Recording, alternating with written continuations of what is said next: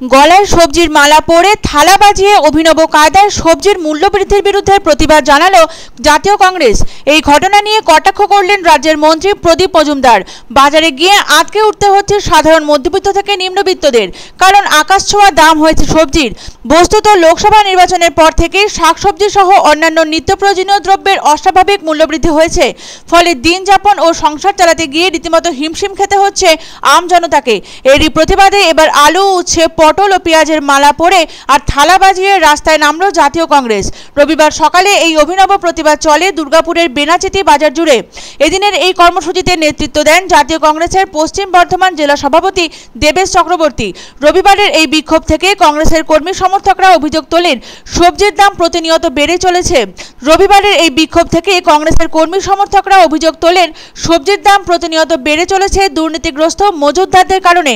মজুতদারদের বিরুদ্ধে কোনরূপ কড়া ব্যবস্থা নিতে পারছে না রাজ্য ও কেন্দ্রীয় সরকার। ঘুমিয়ে আছে টাস্ক ফোর্স। দ্রুত সবজির দাম কমানো না হলে ধারাবাহিকভাবে আন্দোলন চলবে বলেও হুঁশিয়ারি দেন বিক্ষোভকারীরা। এই প্রসঙ্গে রাজ্যের মন্ত্রী প্রদীপ মজুমদার বলেন, প্রায় অস্তিত্বহীন হয়ে যাওয়া দল এবার সাইনবোর্ড নিয়ে রাস্তায় নেমেছে। টাস্ক ফোর্স নিয়ে রাজ্য সরকার কাজ করছে কি করছে না সেটা দেখতেই পাচ্ছে সাধারণ মানুষ। উল্লেখ্য, মধ্যবিত্তের চিন্তা বাড়িয়ে হু হু করে বেড়েই চলেছে শাকসবজির দাম। সেঞ্চুরি ছুঁয়েছে বেগুন লঙ্কা, 35 থেকে 40 টাকা কেজি আলু, 50 টাকা কেজি পেঁয়াজ।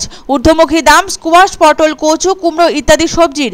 মানুষের অন্যতম মৌলিক অধিকার খাদ্য, জীবন ধারণের জন্য খাদ্য অত্যাবশ্যক, অথচ অতিরিক্ত মূল্যবৃদ্ধির জেরে আম জনতার নাগালের বাইরে চলে যাচ্ছে শাকসবজি। ইতিমধ্যে মূল্যবৃদ্ধির বিরুদ্ধে সরব হয়েছে রাজ্য সরকার। অবিলম্বে প্রশাসনকে প্রয়োজনীয় ব্যবস্থা গ্রহণের নির্দেশ দিয়েছেন মুখ্যমন্ত্রী মমতা বন্দ্যোপাধ্যায়। তার নির্দেশনামা অনুসারে বিভিন্ন জায়গায় বাজারে বাজারে শুরু হয়েছে প্রশাসনের অভিযান।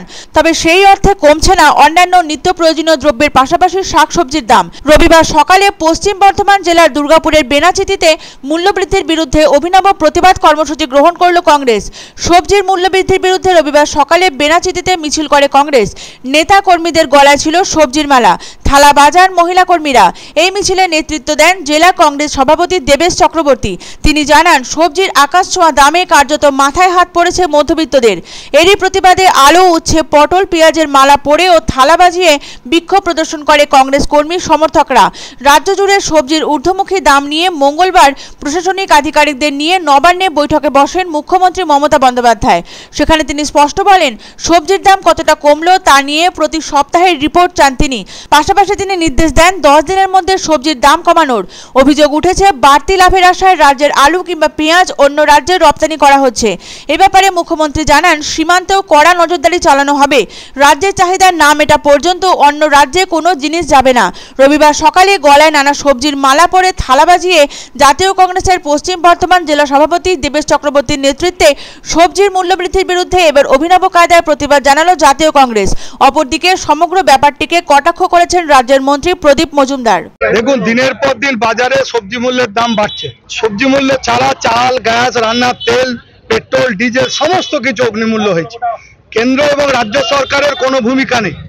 পশ্চিমবঙ্গের রাজ্য সরকার দিদিমণি বছরে একবার করে বলেন, যখন জিনিসপত্রের দাম বেড়েছে একদিন দুদিনের জন্য টাস্ক ফোর্সের দেখা পাওয়া যায়, 365 দিন তারা ঘুমোচ্ছে। মাননীয় মুখ্যমন্ত্রী বলে দিয়েছেন, তারপর থেকে তো আমরা কমানোর চেষ্টা করছি। এগুলো তো প্রাকৃতিক অনেক কারণ আছে যেগুলো আমাদের হাতের বাইরে।